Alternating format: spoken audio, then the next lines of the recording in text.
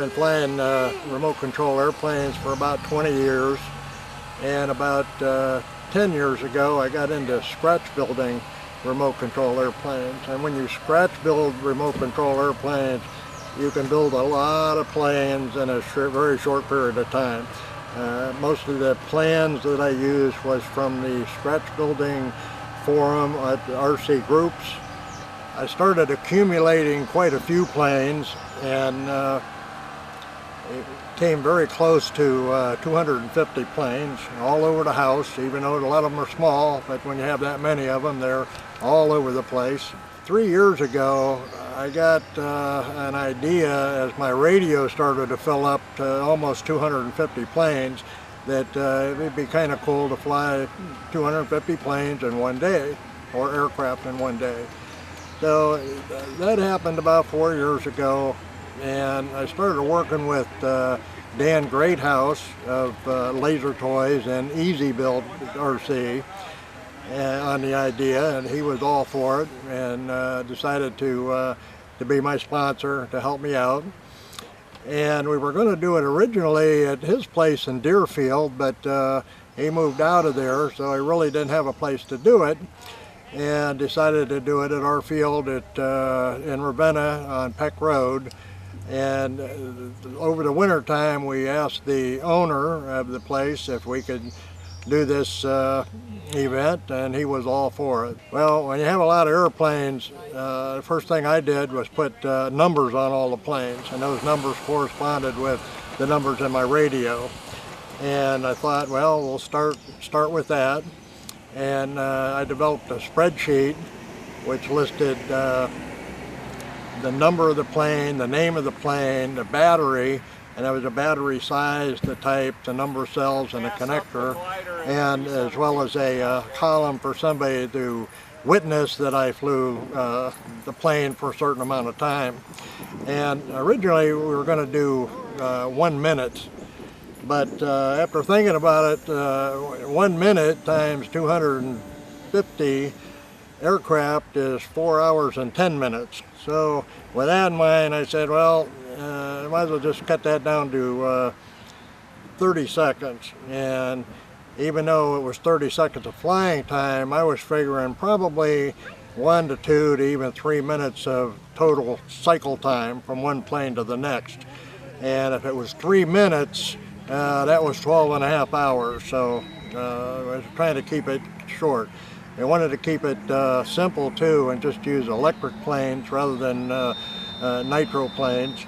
And as far as safety, I think that the electric planes were a lot more safe to do than using nitro airplanes and helicopters.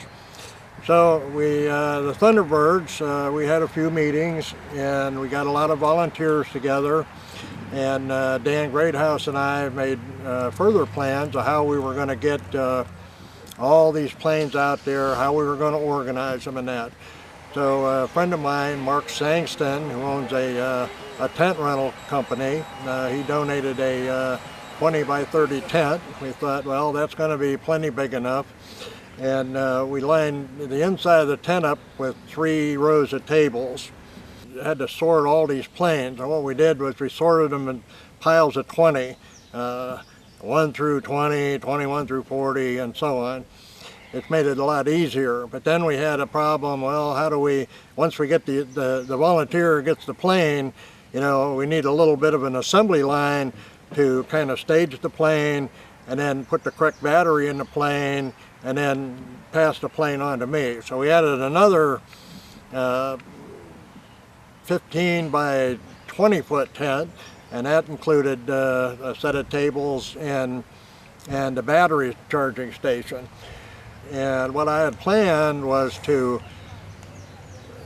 fly all the little planes and the little microplanes like the Vapors and things like that early in the morning. Well, that kind of fell through because of all the winds, and even though we had a big tent, I tried flying in the tent, but a lot of the corners of the tent were open, so it just blew the little planes all over the place. So we were kind of scrambling after the first hour. There were probably half the planes that I attempted to fly didn't work. So once we got into a good system and started flying the better planes, we were flying about one plane less than a minute. So, and it was just going one after another after another. And unfortunately, the wind was still blowing pretty good. A lot of the planes were, had no business being out there in 10, 12 mile an hour winds. And, you just throw the plane and it would just go with the wind. Well, it probably flew for 30 seconds, but it was, almost a quarter of a mile downfield, and we had a lot of people that had to go retrieve those planes and bring them back. But I think about, it started at 9, and about 1 o'clock, I had about 210 planes that were flown. And then it came the part that was we didn't plan on. It was I had to borrow a lot of planes because I couldn't fly the microplanes. We all took a break, we had lunch, and people were bringing me planes. Well, then came the hard part of reprogramming the radio and starting all over with every plane. So that was a lot of scrambling at the end to get that done. So we didn't really get done till about 7 o'clock that night. We went through the last plane, and that was it. So it took us about 3 days to pack up, and it was a great event, but I don't think I'll ever do it again. I flew 250 aircraft. Some of them were quadcopters, some of them were helicopters, but we did go through and do 250 planes, and we used one radio. It was a DX9 radio. I just used the same battery. We had a backup battery just in case, but we charged it during lunchtime and got the voltage up, and that was never a problem. The radio ran flawlessly the whole event. Yeah, that was I think it was kind of a big deal. I don't think anybody's done anything like that before, and if anybody wants to do it again, you have my blessing. So.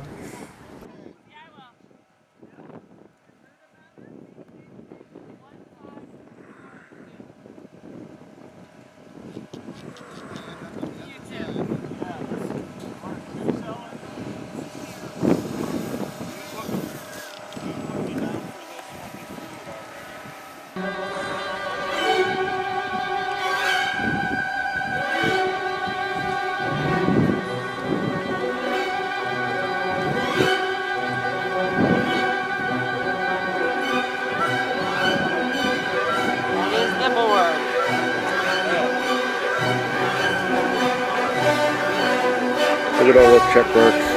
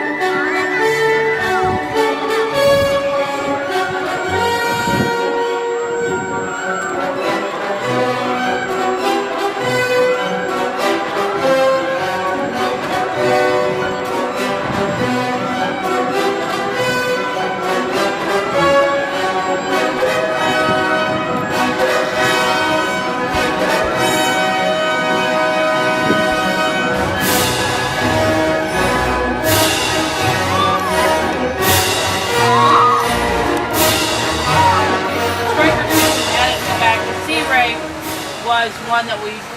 No, was added to that. Okay, but this one was already on the Well, front. this is another one. This is going to be 232. Okay. If you go to 232, the before. No. 232.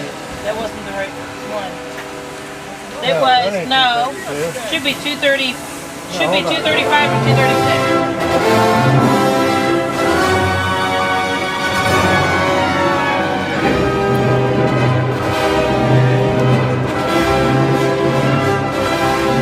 Right in my back.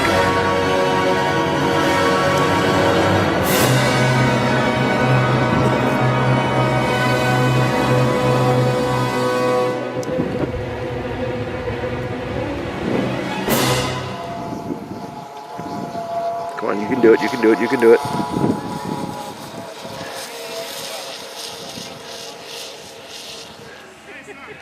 Shit. I would have just thought that. Might be kind of cool. Yeah.